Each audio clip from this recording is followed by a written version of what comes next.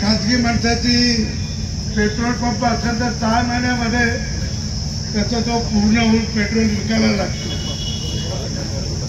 आता अशा ठिकाणी सहकार्याला उशीर होणं म्हणजे माझं मत आहे की सहकार्याच्या एकूण उत्पन्नाचं नुकसान होणं आहे। आणि कुठलंही काम असो ते सहकार्याचं नुकसान होऊ नये हे आधी पहिल्यांदा पाहिलं पाहिजे की कुठल्याही संस्थेचं नुकसान होता कामा नये। आपण व्यक्तिगत लोकांना आधी प्राधान्य देतो आणि सहकार्याला उशिरा प्राधान्य देतो, या गोष्टी घडू नये एवढं माझं मत आहे। मार्केट कमिटीचा त्यावरती आंबा महोत्सव या ठिकाणी सुरू केलाय। आंबा महोत्सव म्हणून ते पाठवतात असे पाठव की ज्याच्यामुळे कमीत कमी तुझ्या खाल्ल्या मिठाला आम्ही जागू आणि पुन्हा तुला दंड लागला तर माफ करू।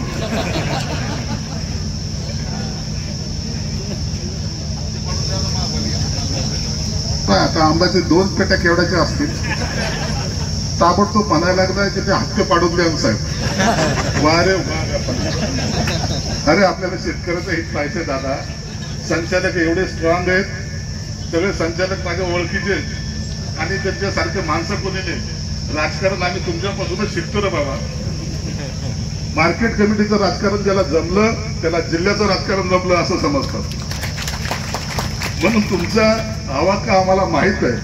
छोट्या छोट्या गोष्टीसाठी लेट होणं हे यापुढे होता कामा नये। हे चांगलं काम करा आपल्या जिल्ह्याच्या विकासासाठी, एक पुढे जायसाठी आम्ही सदैव तुमच्या पाठीशी राहू। जे चांगलं काम असेल त्यासाठी कधीही आम्ही कधी मागं पुढे पाहणार नाही। तुम्हाला जेही आवश्यकता लागेल ते निश्चित आम्ही पुरे करू।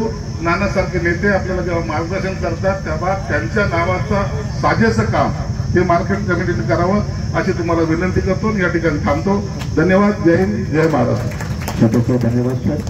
यानंतर मी विनंती करेल महामहिम मार्केट कमिटी कर्मचाऱ्यांचा पगार करण्याची क्षमता आमच्या मार्केट कमिटीची झालेली आहे आणि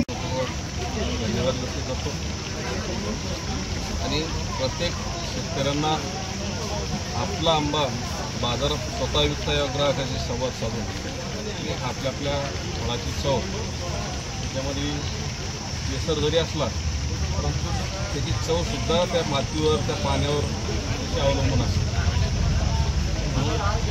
शहरातल्या मोठं शहर आहे आपलं संभाजीनगर, छत्रपती संभाजीनगर शहर असल्यामुळं या ठिकाणी ग्राहकांना आपला आंबा खाण्यासाठी लागणारा आंबा योग्य दरात मिळावा। आणि शेतकऱ्याला बी या ठिकाणी जी शेतकरी आलेले यांनाही वाटतं की आपला डायरेक्ट माल इथे आंबा विक्री या ठिकाणी ग्राहकाला मिळतो। आणि या आंब्याची चव सर किती दिवस चालणार?